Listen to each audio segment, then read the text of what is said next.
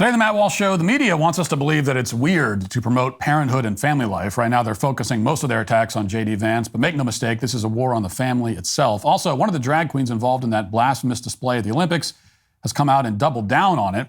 Kamala Harris puts out a new ad portraying herself as a conservative right-winger on border security, and Meghan Thee Stallion twerks for Kamala at a big rally in Atlanta. Have we reached the final stage of Idiocracy? We'll talk about all that and more today on the Matt Walsh Show.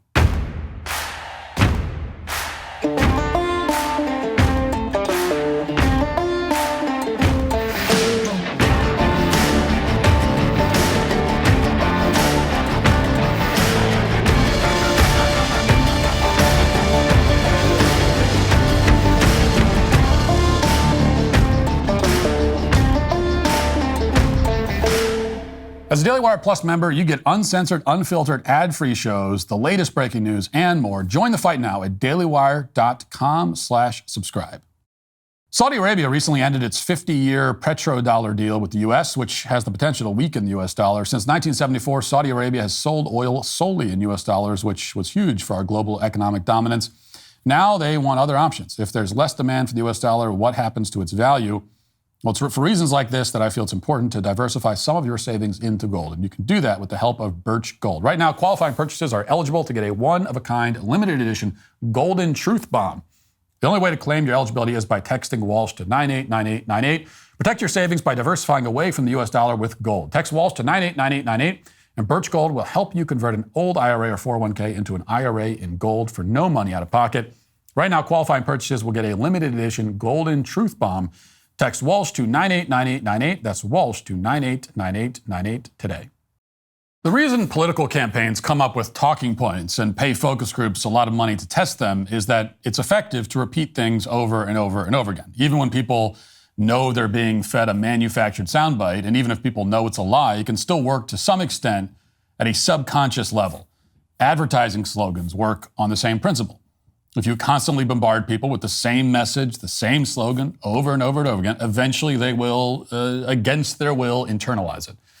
But talking points can backfire, especially when politicians go off script. They can get themselves into a lot of trouble very quickly. And we're starting to see that right now with a soundbite you've now heard a million times, and which we discussed yesterday, which is the refrain that JD Vance and the other Republicans are weird.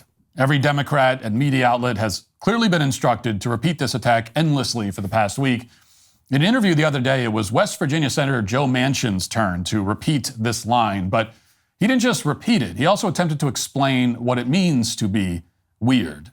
And nothing he said made any sense, which suggests that Democrats don't really understand the talking point that they've been handed, yet they're repeating it anyway, of course. Watch. Well, that was a weird comment. That definitely is weird, and some of the different things and positions they've taken seems fairly weird to me. And weird means basically when you have rational, supposedly very educated, rational people saying things that just are so far out of the mainstream that I find I've heard everything as long as I've been around, but there are some things I haven't heard, and that was a very weird way of putting it. Yeah, I mean, this thing here is just the name calling back and forth that goes on. I mean, and really the attacks is coming from former President Trump and all them. It just, my God, just say what you're for and say what you're against, or say what you agree and what you don't agree with, and go from there. Yeah, the name calling. You know, that damned weirdo and all his name calling? I wish these weird freaks would stop name calling so much. Now, you kind of have to feel bad for Manchin because everyone knows that a 76-year-old man would never call another man weird. What are they going to do next? Force Manchin to say that JD Vance gives him the ick? Maybe he'll come out and tell us that Vance's vibes are cringe. So the whole thing is, for Manchin, degrading and totally inauthentic, and everyone can see through it. But the interesting part of that clip is that Manchin tries to explain what the talking point means, which you're not supposed to do, by the way. They don't want you to try to explain it because it doesn't mean anything. So they just want you to say weird and leave it at that. But he tries to elaborate. And first, Manchin says that Vance is weird because he's a smart guy who said something out of the mainstream. And, you never want to do that. You don't want to go out. You got to stay in the mainstream. That's all. Everything outside of the mainstream is weird because it's not mainstream, so it's automatically bad. And then he suggests that JD Vance is guilty of name-calling instead of clearly articulating what kind of policies he wants to pursue. Now, it's a Kind of a jaw-dropping claim because the entire point of Vance's statements, the ones they're claiming are weird, go to maybe the single most important issue facing this country, which is the decline of the family and the rise of childlessness. It's the decline of the family that has led directly to skyrocketing rates of violence in major cities. It's led to plummeting birth rates that are well below replacement level. It's led to a historic number of deaths of despair, including overdoses and suicide. But Manchin dismisses all of that. He simply claims that Vance is insulting people instead of talking about serious issues, whatever those may be, because apparently the collapse of, civilization is not a serious issue that we should be talking about. This is what it looks like when a talking point unravels. None of the Democrats or media outlets want to address the substance of what Vance was talking about, which is the importance of starting families and having children. These are not fringe ideas. They are what allows civilization to exist. So instead, to justify their soundbite that Vance is weird, Democrats are just making things up and attributing them to Vance. And it's not just Manchin who's doing this. The other day, CNN tried to push the weird talking point, and this time by claiming that Vance called people sociopaths if they don't have kids. And they show a video of what Vance actually said, and it, of course, completely contradicts what they claim. Watch. Not just childless cat ladies. Turns out there are many more ways Trump's running mate has described people without children. The word sociopath used a lot. Brand new this morning, more than childless cat ladies, way more. New reporting from CNN's K-File this morning on Republican vice presidential nominee JD Vance. The controversial comments he made questioning the judgment of people without children, they were not a one-off. In May of 2019, he told a crowd, quote, "Babies are good because we're not sociopaths." I've seen people who become more attached to their communities, to their families, to their country because they have children. So I would say that we should care about declining fertility, not just because it's bad for our economy, but because we think babies are good. And we think babies are good because we're not sociopaths. Okay. Now, and first of all, any Republican or conservative letting them get away with this, you're just weak and pathetic. Okay, this is not an easy issue. This is not a difficult issue for us to address. They're just flat out lying. Any reasonable person watching that clip would agree with every word JD Vance said. What did he say there that's so outrageous? There's not a hint of name calling in that segment. He is not saying that childless people are sociopaths. That is not what he said. You and I both heard what he said. What he said is that babies are good. It's good to have babies. They're good for communities. They're good for the country. They're good for parents. And what he said is that only a sociopath would think otherwise. Only a sociopath would think that babies are bad. He's not saying that only a sociopath wouldn't have a baby. He's saying only a sociopath would be opposed to babies in principle. Now, that is as uncontroversial a point as a person can possibly make. If you have an affirmative dislike for human children, if you think it's a bad thing that people are reproducing, then you have an extraordinarily antisocial and anti-human outlook. You're also probably incapable of understanding the joy that children bring to their mothers and fathers. You obviously don't understand that. And you're a sociopath. If you are fundamentally opposed to children, you are a sociopath. I'll go further. You are a bad person. You are a person who none of your opinions mean anything anymore. We should disregard everything you think about everything if you are affirmatively opposed to reproduction. Now, you might respond, well, yeah, but just because someone doesn't have kids, that doesn't mean they're opposed to the idea of reproduction. Yes, I agree. JD Vance agrees. He never said otherwise.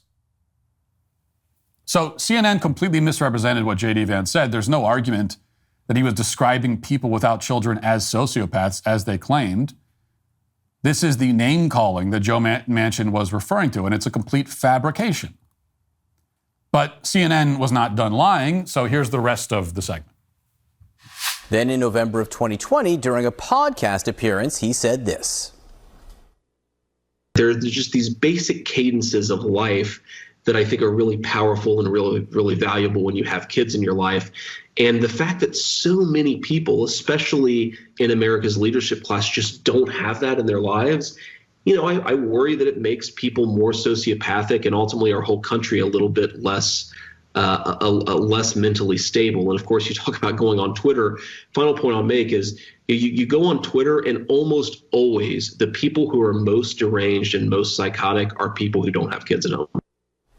In August of 2021, in a fundraising email, CNN found he appealed to donors by mentioning the, quote, radical childless leaders in this country. And then he tweeted in 2021, quote, cat ladies must be stopped. So we're supposed to be outraged by this podcast interview, too, even though, again, there's nothing insulting or confusing about it. He's saying that on balance, societies are better off when people have children. For one thing, society can continue to exist, which is a pretty big net positive. In fact, you can't have,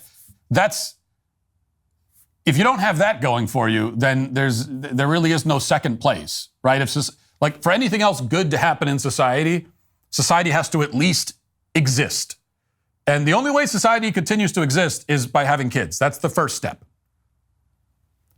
And as Vance said, having children generally makes people less narcissistic and less self-centered by necessity. Not always, but it generally has that effect. Parents are forced to consider the well-being of their child, which is obviously a fundamental and instinctual desire that's encoded in our DNA. Up until about 15 minutes ago, everyone understood this. It was not a controversial point. It was not long ago that Barack Obama was giving speeches in which he described fatherhood as, quote, the greatest gift. That's from a speech in 2008 that he delivered at the Apostolic Church of God in Chicago. And during that speech, Obama said, quote, if I could be anything in life, I would be a good father. And his whole speech was about how fatherhood made him less narcissistic, which really, well, in his case, it makes you wonder just how narcissistic this guy must have been before he had kids. But he continued, quote, when I was a young man, I thought life was all about me. How do I make my way in the world? And how do I become successful? How do I get the things that I want? But now my life revolves around my two little girls. Now, there was no scandal when Barack Obama delivered that speech. No one thought it was controversial to say that fatherhood means caring more about other people besides yourself. No one thought it was strange to suggest, as Obama did, that becoming a father is often the most meaningful thing that a man can do. So we have to ask, when and how did this change in American politics? When did it become unacceptable to point out that having a family is good, in part because it involves caring for others? That's a question we should all be asking. Instead, the media is pretending JD Vance is the outlier. Manchin and CNN are accusing him of being out of the mainstream, God forbid. None of it makes any sense, but it appears to be a widespread problem now. A lot of people seem to be thinking along these lines. Yesterday, yesterday it was, I talked to a Wall Street Journal reporter who's doing a piece on this controversy. And, the guy was nice enough, didn't appear to be going for the gotcha moments. We'll see how the article turns out. But the premise behind his line of questioning that we returned to again and again, and I was trying to sort of clarify for him, the premise behind the questions he was asking was totally confused, because he wanted to know about the rise in pro-family rhetoric, like the kind we hear from Vance and from me. And I tried to explain that our view is not some new political phenomenon. Our view is the one held by every reasonable person who's ever lived up until approximately last Tuesday.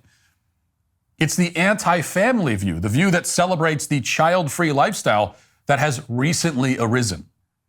It is the sudden and very modern phenomenon that he should be trying to explain. That's what if you want to write an article about this, that's what you should be exploring.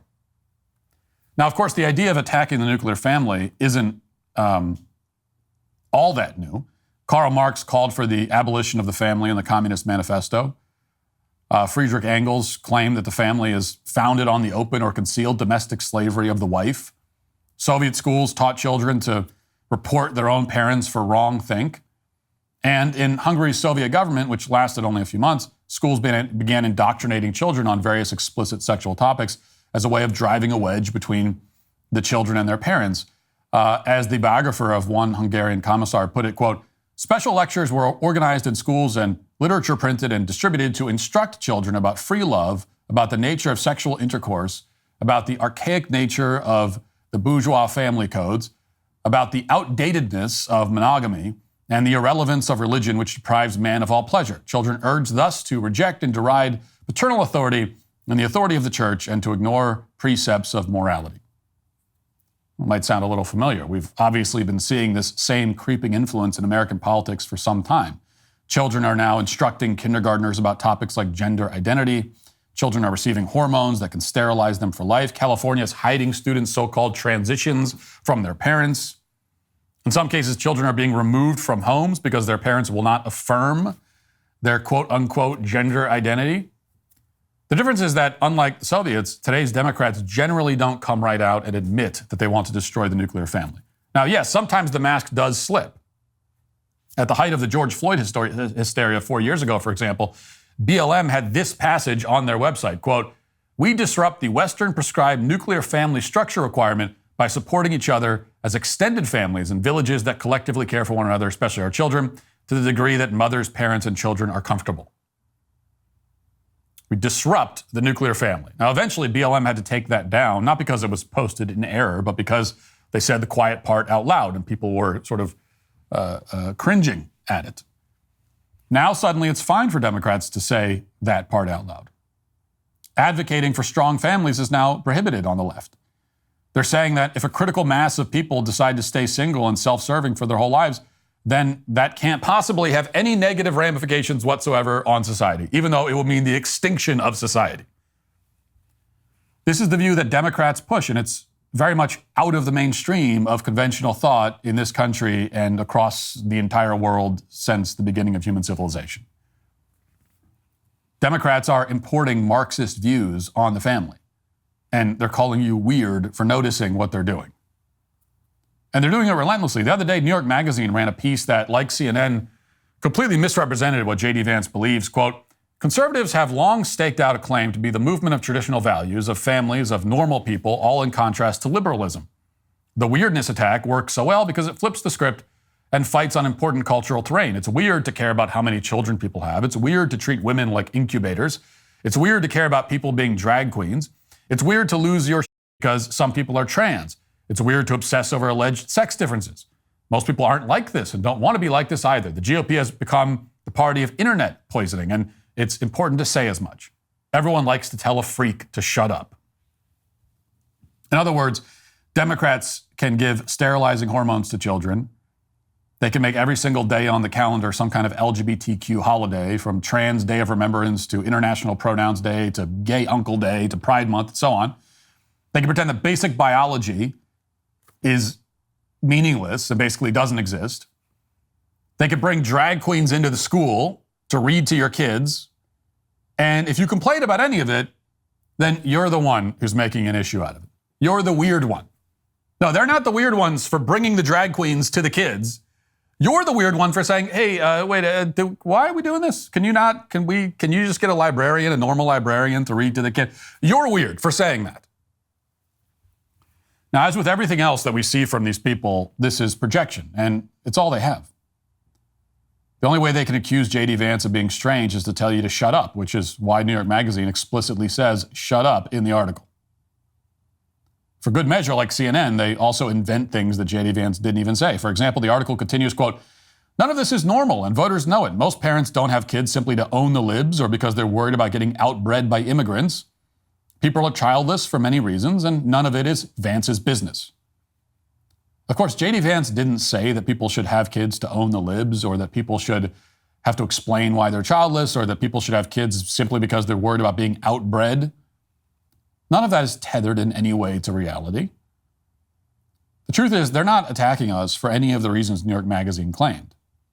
They're attacking us for promoting family life and parenthood as a positive good, which it obviously is. Everyone throughout history has recognized that. What we're seeing now is just part of their years-long campaign to demonize the nuclear family. If they're smart, Republicans will use this issue as an opportunity to remind voters about the Democratic attacks on parents and families, especially in recent years. With JD Vance, for the first time, a major Republican politician has done exactly what BLM did inadvertently 4 years ago. He told the truth about Democrats' efforts to destroy the nuclear family, which is the foundation of all civilization and also the solution to so many problems that Democrat-run cities are suffering from right now. Strong, stable families are the way to fix all of it, which is obvious to almost everyone. But what's become clear over the past week amid the left's obsession with their dumb talking point is that they'd rather watch the population of this country wither and die out than admit what everyone knows, which is that JD Vance is right. Now let's get to our 5 headlines.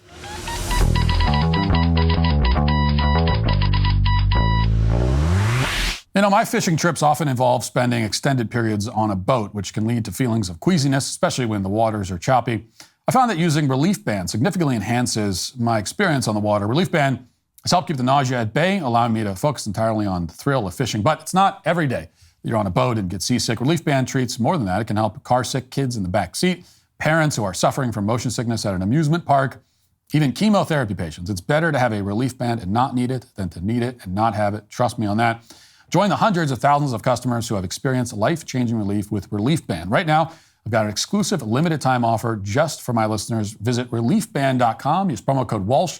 You'll receive 25% off plus free shipping. Visit reliefband.com. Use promo code Walsh, reliefband.com, promo code Walsh. Okay, CNN reports Vice President Kamala Harris went on the offensive on immigration at her rally in Atlanta on Tuesday, attempting to counter former President Donald Trump's attacks on the issue. She touted her role as a California attorney general who prosecuted transnational gangs, drug cartels, and human traffickers, then blamed Trump for tanking this year's bipartisan border bill on Capitol Hill because he thought it would help him win an election, quote unquote. In this campaign, I'll proudly put my record against his any day, she said during the rally. The Harris campaign earlier Tuesday previewed how it would be responding to Trump's attacks, falsely casting her as the administration's border czar. Well, that's not false. I mean, that's what she was. With a new 50-second campaign video, it paints Trump as unserious on border security and cites his decision to scuttle the bipartisan immigration deal that included some of the toughest border security measures in recent memory. Okay, a lot of problems with everything I just read there from CNN, obviously. But before we talk about that, here's the ad that the Harris campaign just started running on this issue. Watch. On the border, the choice is simple. Kamala Harris supports increasing the number of Border Patrol agents. Donald Trump blocked a bill to increase the number of Border Patrol agents. Kamala Harris supports investing in new technology to block fentanyl from entering the country. Donald Trump blocked funding for technology to block fentanyl from entering the country. Kamala Harris supports spending more money to stop human traffickers. Donald Trump blocked money to stop human traffickers. Kamala Harris prosecuted transnational gang members and got them sentenced to prison. Trump is trying to avoid being sentenced to prison. There's 2 choices in this election: the one who will fix our broken immigration system and the one who's trying to stop her. Okay, now, this is pretty amazing. I mean, it's total nonsense. It's completely bogus. It's all a lie. Everything in there's a lie. Starting with the lie that, you know, well, it's like we were told that she was going to be in charge of the border, and then everything got worse, and now they're saying, well, she wasn't really in charge, but now they're running an ad saying, actually, she was in charge, and she did a great job. So, which is it? You know, it's all confused because it's just a bunch of lies. Nothing amazing about that per se. What's amazing is that Kamala Harris is running fully to the right on immigration. She's running now as what? Some sort of border hawk? She's running as a proponent of protecting the border. What does that mean? Well, aside from the fact that, again, it's completely bogus and false, what it means, for one thing, is that conservatives have totally won on immigration. This is a total victory. It's a knockout victory on the immigration issue. You know, when now the immigration problem is not fixed, so there hasn't been a victory in that sense. That still needs to happen. But in terms of in the public eye, right, in the court of public opinion, let's say, total victory. Because when you have the most left-wing presidential candidate in history running to the right on immigration, that means we won, and they know it. she cannot run as what she really is, which is someone who supports open immigration. That would be the death of her campaign, and she knows it. That is a politically untenable position. Nobody wants to hear it. Nobody wants to hear her stand up there and talk about how we need to welcome everybody and we don't have a right to, no human is illegal and we don't have a right to turn anybody away and, oh, the poor immigrants. Nobody wants to hear that. So she's running as suddenly someone, more conservative on immigration than Republicans were prior to Trump. The ad you just saw there that's a more right-wing immigration ad than what, George Bush would have run in 2004 or something. And this is not the only issue where she's pulling this trick. She's running to the right on crime also. She knows that the defund the police, empty the prisons approach, which is her actual position, she knows that's poison. That's the political equivalent of drinking bleach at this point. You can't do it. You can't do it. So instead, she's running as the tough prosecutor who's cracking down on crime and all that kind of stuff. So there are multiple issues where Kamala Harris, rabidly left-wing, full-blown leftist, right, is nonetheless trying to go to the right. On every issue, just about, she has switched course to at least some extent. She's abandoned her positions on everything except abortion. That's the only one where she's basically taking the same position she's always taken, which is to be extremist, kill all the babies. That's her position. But everything else, like in the blink of an eye, she has abandoned and taken a new position and done it with no pushback at all of any kind. Nobody's even asked her about it. I mean, you realize that there hasn't even been a moment yet where anyone's even asked her, like, well, why are you saying this now? When you were, 2 weeks ago, you were saying the opposite. What happened? This woman has sworn off her entire political program up until last Monday, and she hasn't answered a single question about it. Not a single one. But this is overall a very good sign, and it's a fight this is a fight that Trump absolutely should be able to win. Look, you want to have this fight on immigration? You want to try to get to the right of Trump on immigration? That is something that she should not be able to do. That is a move that she should not be able to pull off. And it's a sign to any conservative who thinks that the key to winning this cycle is to moderate, to move to the left. No. Okay, that's never the key to victory, but especially not now. The Democrats are moving to the right. Now, as soon as they're in office, they're going right back to the left. We know that, but Democrats are moving to the right. What does that tell you? When people are sprinting away from a certain place, right? You don't want to sprint back in the direction that they're fleeing from. It's like a Godzilla movie, and you hear the stomps and you see the crowd of people running towards you. You don't run past them and go towards the sound of the giant stomps unless you want to get squished, right, by the monster.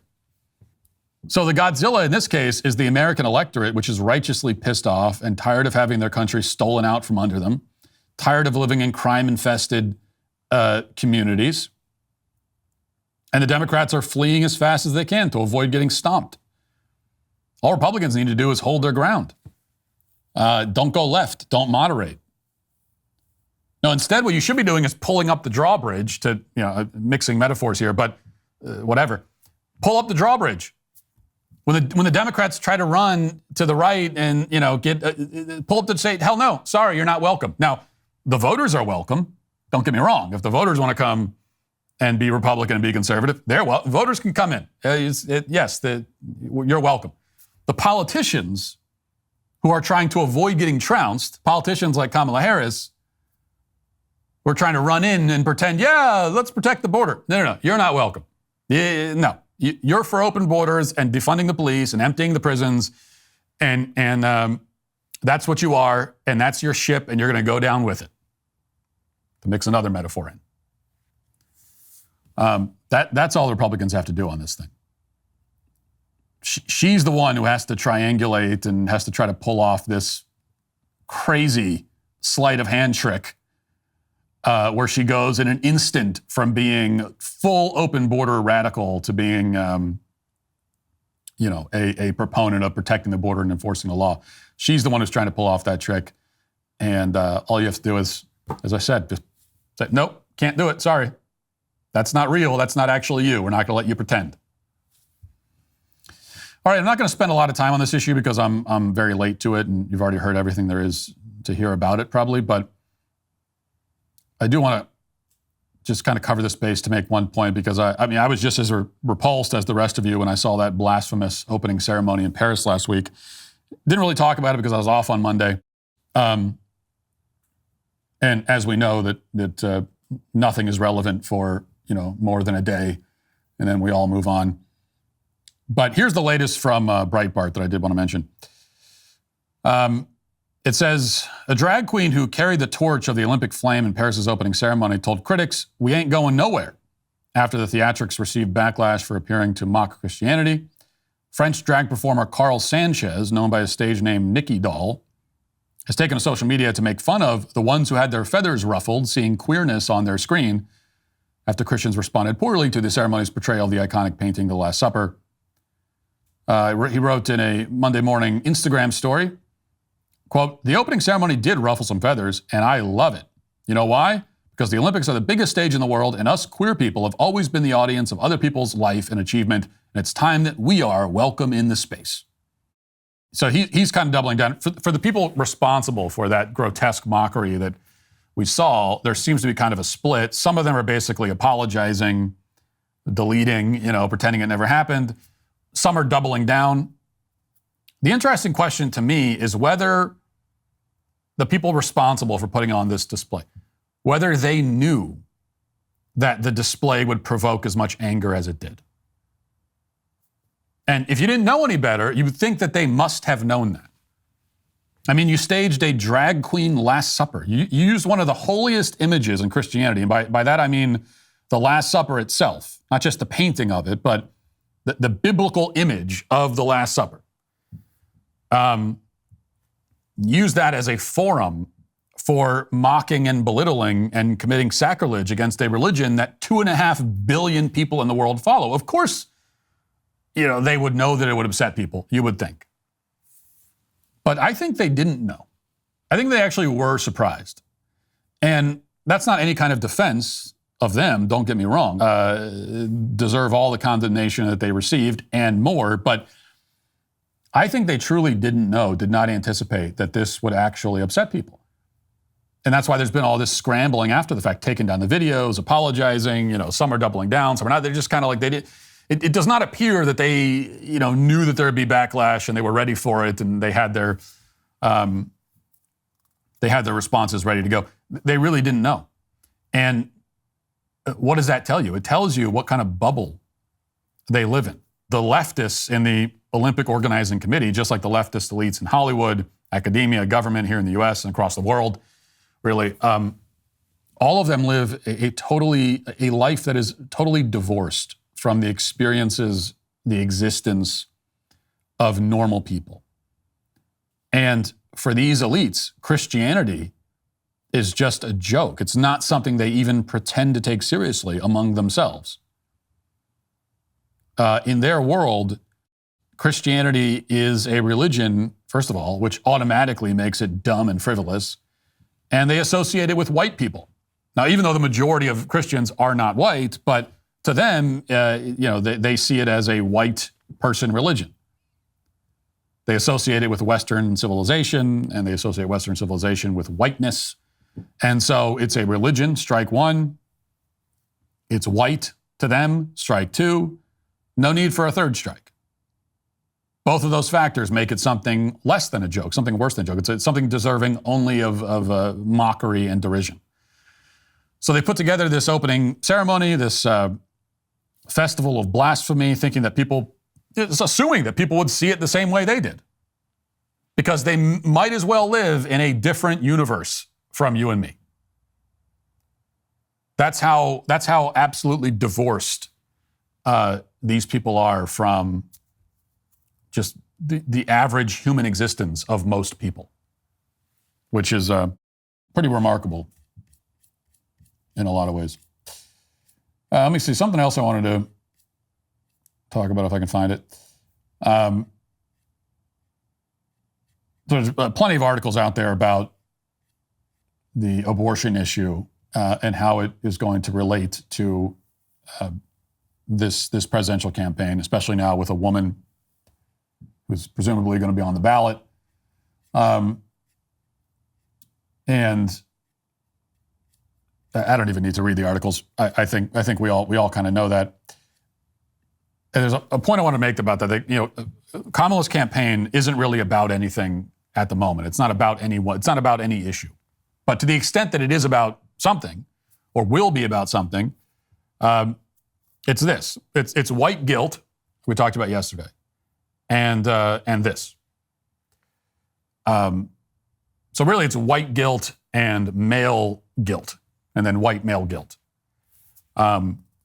Because for them, the abortion issue is all about, like, sort of, it's of course, portraying women as the victims and trying to guilt men into supporting it and all of that. So it's going to be abortion and it's going to be white guilt. So conservatives need to have an effective way of dealing with this. And running away from it is not going to be the effective way. You can't. You can't run away from abortion. They're not going to let you. You can't do it. And Trump he's going to debate Kamala Harris. He kind of has to. I know he's sort of, right now, he's non-committal about it, whatever, but you do have to debate her. You can't give off the impression that you're scared of her. There's no reason to be scared of her. You should be able to beat her in a debate pretty easily. So you will have to debate her, and this is going to be a topic. It's going to be a topic that is returned to, I would assume. They're going to dwell on it for quite a bit. So how do you deal with it? Well, as I've said a million times, for one thing, you refocus the conversation on the radical extreme positions that the Democrats hold on this issue. And Trump is pretty good about doing that. He did a nice job of doing that in the debate against Biden, to the extent that we can call it a debate at all. But, this is a pivot that he makes pretty instinctually. He just immediately pivots to the fact that, hey, they want to kill fully developed babies a second before they're born. Let's talk about that. And that's a good move. That's a smart move. And it's also not just a move. It's like, it's true that is the more relevant thing to talk. Before we talk about the hard cases, the 1% cases, the rape, life of the mother, before we talk about these very, very, very rare situations, we have the much more common scenarios where you have abortion being used purely as birth control, where you have babies later on in the development cycle being killed in very brutal and gruesome ways. So we need to talk about that before we talk about anything else. So that's good. But you can also and should also positively defend the pro-life position. And because pivoting it to the extremism of the Democrats, good move, we should do it. That is it's a more defensive posture. That's a defensive move. I think it's a smart defensive move, but it is defensive. Going on offense, I think, is more like, okay, I'm going to positively and affirm the pro-life position, and you can do that by talking about the value of human life. And that's a crowd pleaser if you do it right, because the crowd is made up of humans, right? And they like to think that their own existence has value. So to talk about the fact that human life has value, that should be something that most people can applaud. But when's the last time you heard a Republican candidate in any race speak passionately and movingly about the value of human life? I mean, on occasion you hear it. It does happen, but it's not very often. And I think that's a mistake, because this is a wide open lane. This is easy. Like, it's right there. When they bring up abortion, you should have a pre-planned speech that you can give. That is, you're not filibustering, you're not changing the subject. It's very much on the subject. But it's like, okay, I'm glad you brought that up. Look, I happen to think that human life has intrinsic value. Human life is a beautiful thing, and we should protect it. And here's why. The leftist position is that human life has no inherent value, and that what value we do have which is all sort of contingent and subjective in their minds, that value is on a kind of spectrum. And some people have more value than others. It's a horrifying position. We see what happens when societies adopt that position. Atrocity follows. We see it happening right now in the world. Not just with abortion, but you can look up to our neighbors up north. Euthanasia.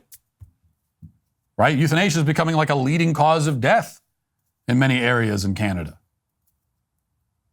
They're putting down people like dogs, people who aren't even terminally ill. This is what happens. It's a terrible thing when you don't affirm the value of human life. So our position is much more palatable and also true, that human life has intrinsic value. I would love to see this. I mean, I would love to see Trump turn to Kamala Harris and say, do you think human life has intrinsic value? Do you? Yes or no? They never are forced to answer that question. I mean, do you realize that is the question of this debate?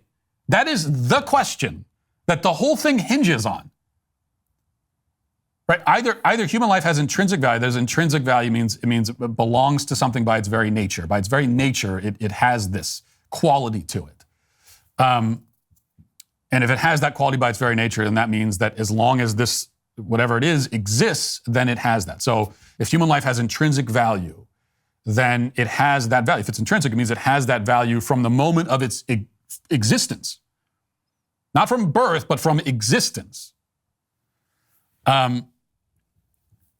So that's the whole sort of ballgame. Like that's the question that this all hinges on. And so, but the Democrats are never asked it. Ever. I mean, maybe it's happened.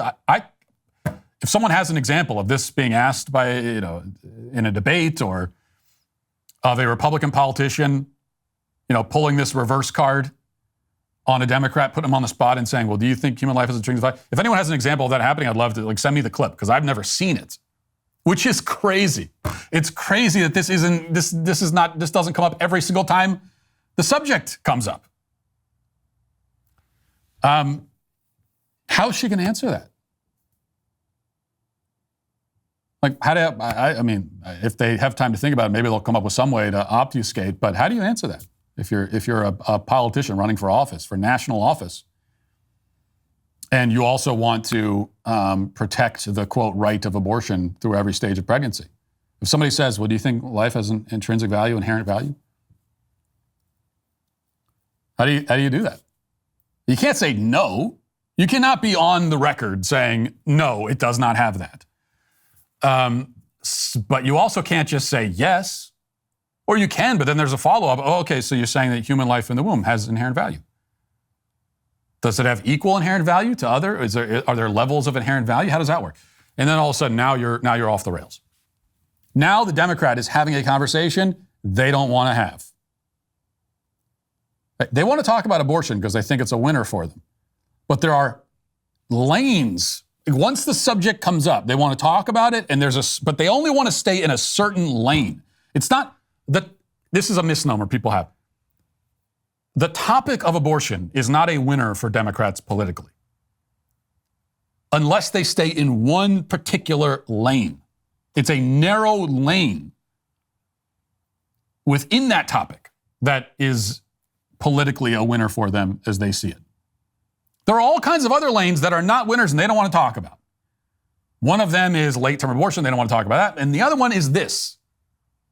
Just the basic question of when does life begin and does life have value? That's not a winner. They do not want to talk about that. They can't talk about it. Make them talk about it. I was thinking about this, and I'm not necessarily suggesting that this is an argument for a politician to make. But I'm just sharing this as a thought is all, that it's interesting to realize that so much of the pro-abortion agenda relies really on the very arbitrary prejudice of size. Okay, the reason why pro-abortion people see no value in an unborn child, especially at its earliest stages, one of the big reasons, is that it's really small. I mean, that actually is kind of, there's a little bit more to it than that, but that's most of it. And you hear them say this. They'll say, oh, really? You think something the size of a pea is a human? Really? You think that has the same value as you? Yeah, I do. Why wouldn't it have the same value? It's small? Who cares? It's really small. Who gives a shit if it's small? What does it have to do with anything? I mean, just think about that for 2 seconds. It doesn't make any sense that would matter. It's small, so what?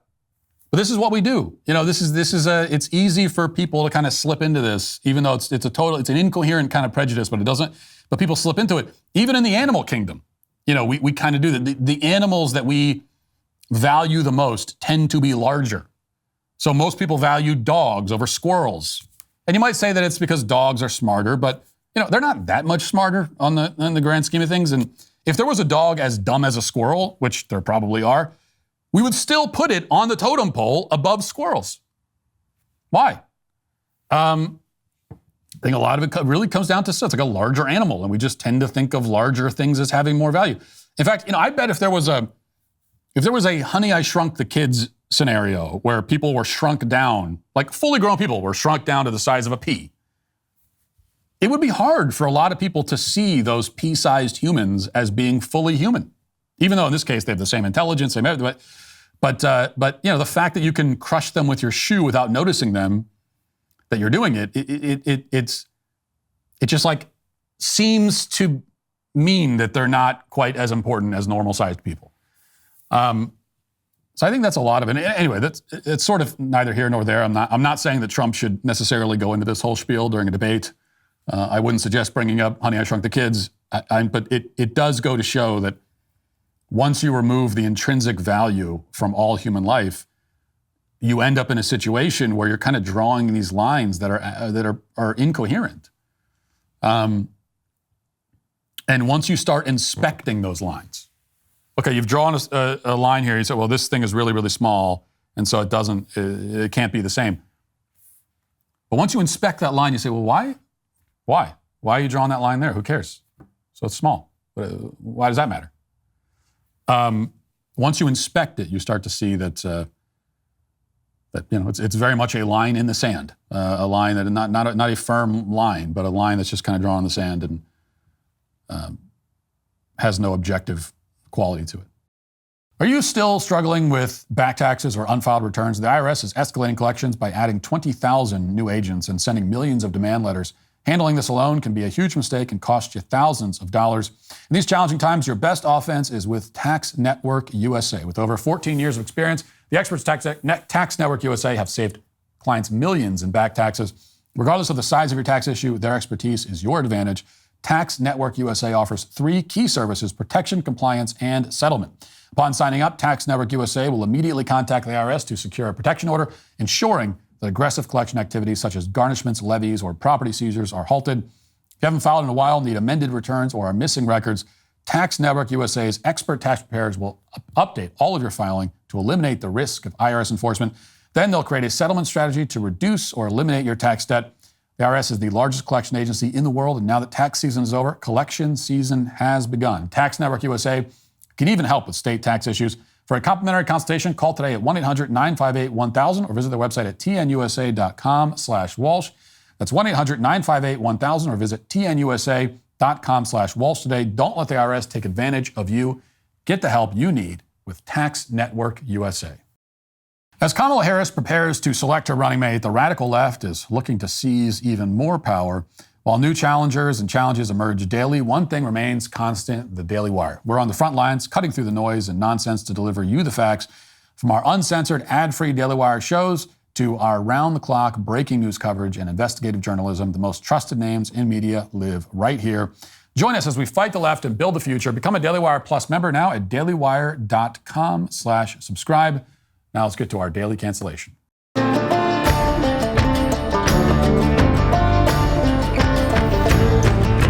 You know, as I've offered my analysis of the presidential race in recent weeks, I have been denounced by some of the audience of this show, some of my followers on social media, for being skeptical of a number of the strategic choices Republicans have made.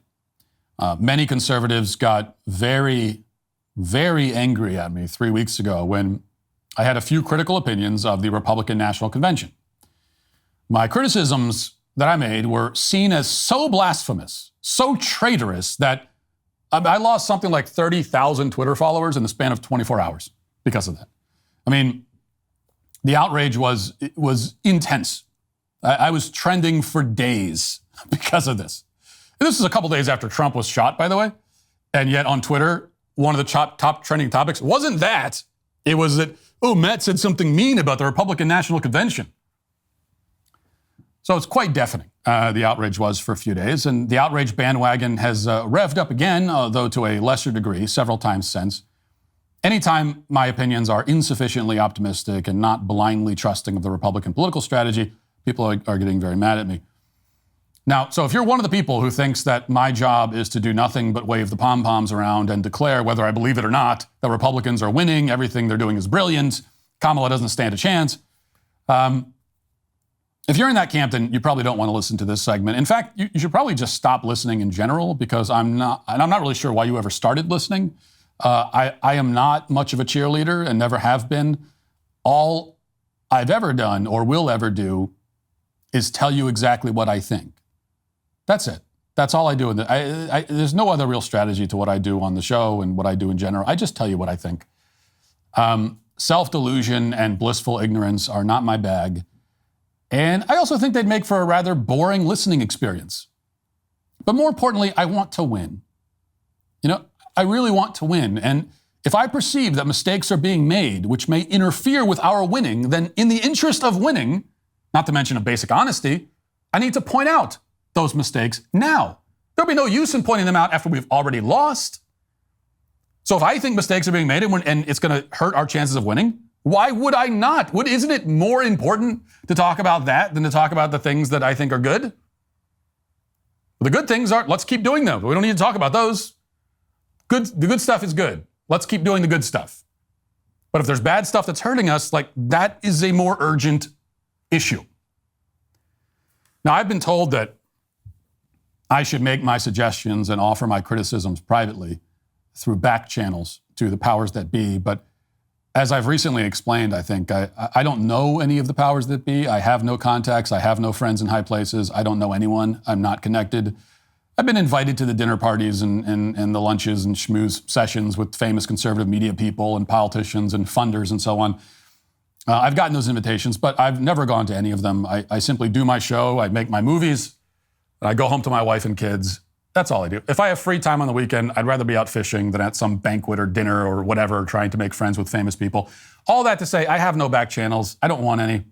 The channel I have for communicating with the world is the one that you're listening to right now. That's all I need as far as I'm concerned. So with all that in mind, let's talk about the spectacle at Kamala's rally in Atlanta yesterday. The media was in a tizzy over the huge crowds that came to the rally, and it was a very sizable crowd indeed. Listen.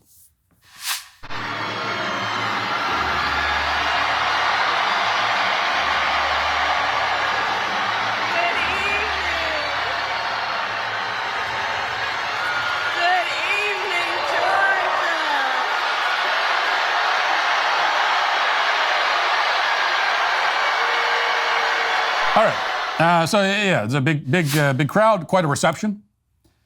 Why were they there? How did Kamala pull that crowd? She was the most unpopular vice president of all time about 62 seconds ago. Now she's filling arenas? How? Why are these people there? Maybe they came to hear the vice president debut her new urban accent. And you all helped us win in 2020, and we're going to do it again in 2024. Yes, we will. We're going to do it again in 2024, she says. Kamala seems to be suffering from the condition known medically as sudden onset urban accent. It's an affliction that the last female presidential candidate famously suffered from. But does that explain the turnout? Well, probably not. The crowd probably didn't come to hear Kamala talk like a black woman who grew up in Atlanta when really she's an Indian woman who grew up in Canada. They actually didn't come for Kamala at all. Actually, they came instead for the musical act. The rapper Meghan Thee Stallion was set to perform, and her performance was as intellectually exhilarating as you would expect. Body crazy, curvy waist. Yeah. Body crazy, curvy waist.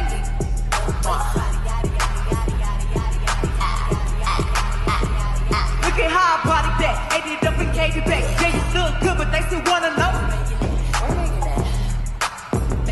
See me in that dress and he felt like he almost tasted that. Num, eat it up. Hope they okay, 3, 2, 1. You know what? How did you ain't never.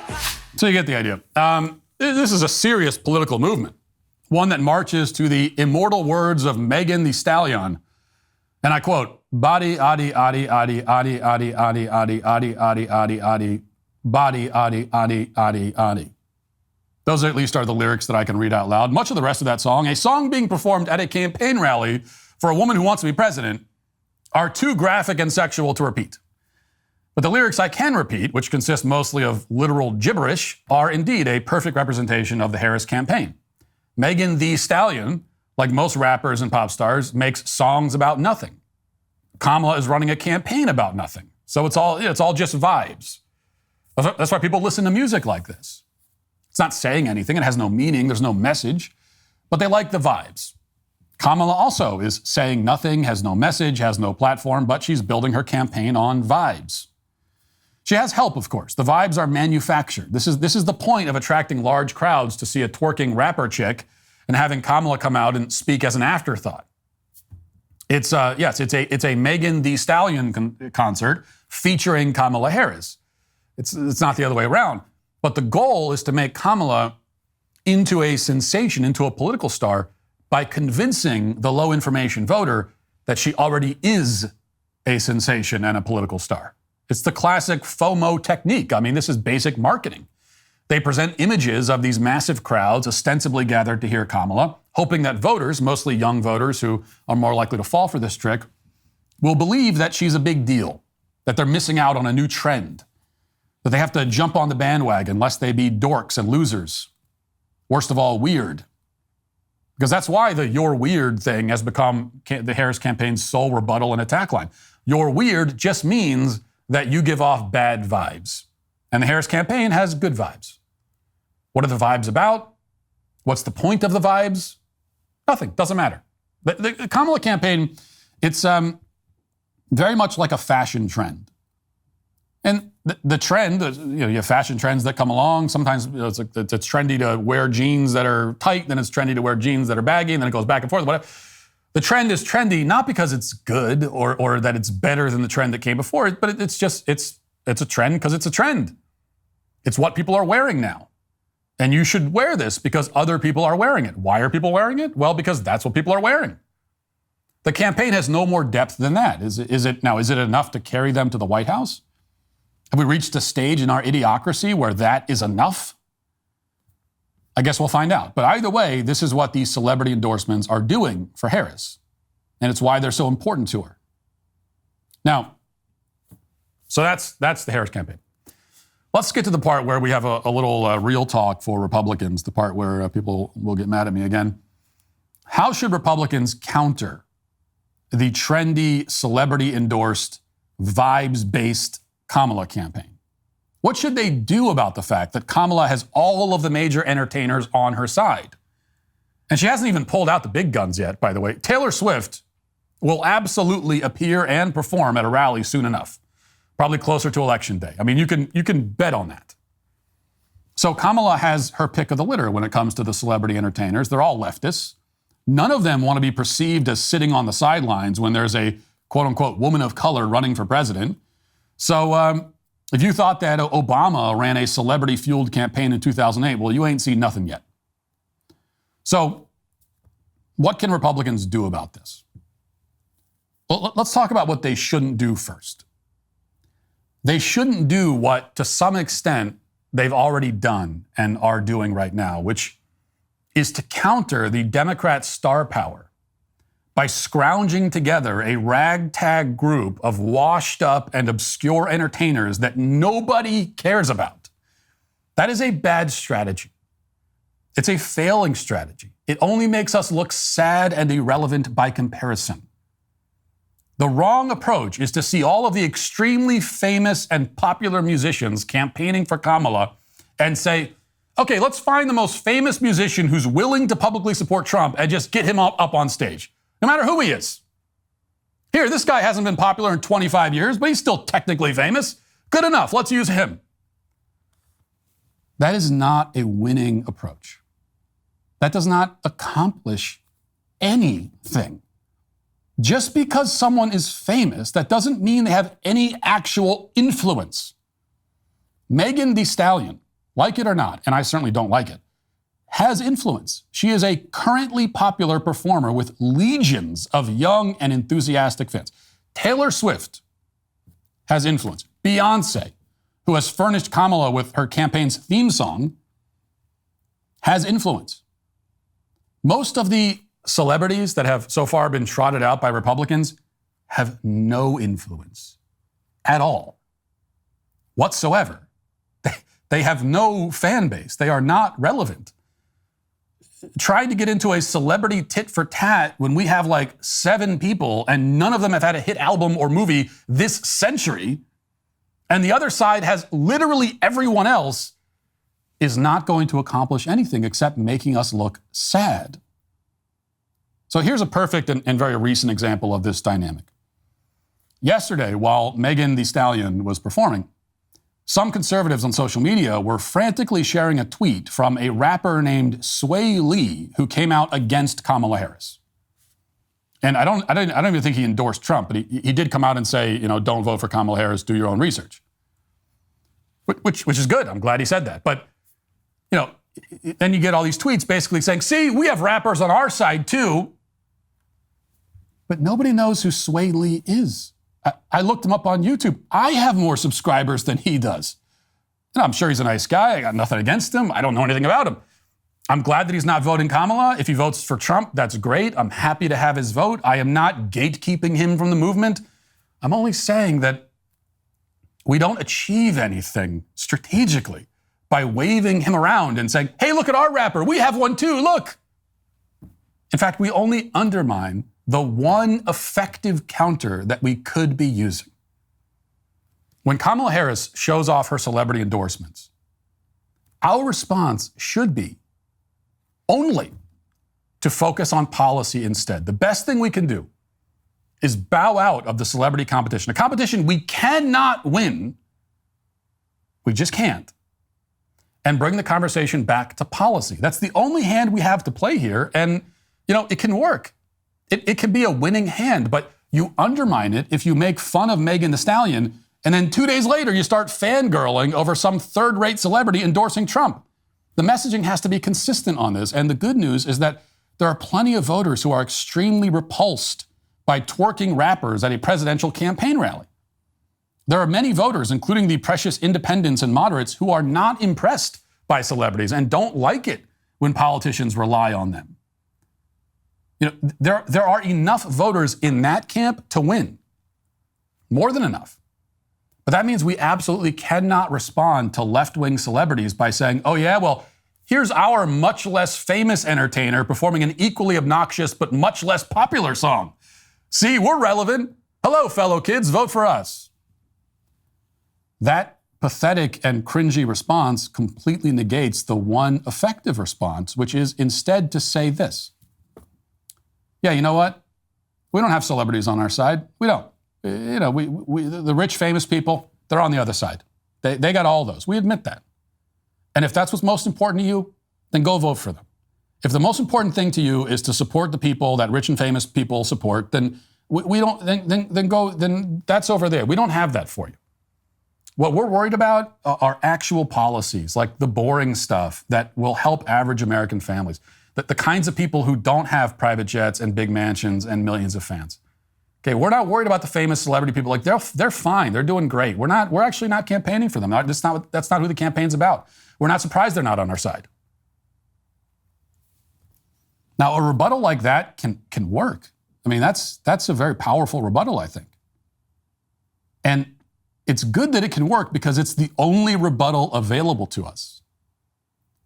So let's make that our message. and be consistent about it. And if we're consistent about it, and that's our message, and we don't try to get into the celebrity tit for tat, look, here's our celebrities who are much less cool, and we're consistent, then we can truly say, at that point, that the vapid elitist celebrities trying to tell us who to vote for are, today and forever, canceled. That'll do it for the show today. Thanks for watching. Thanks for listening. Have a great day. Godspeed.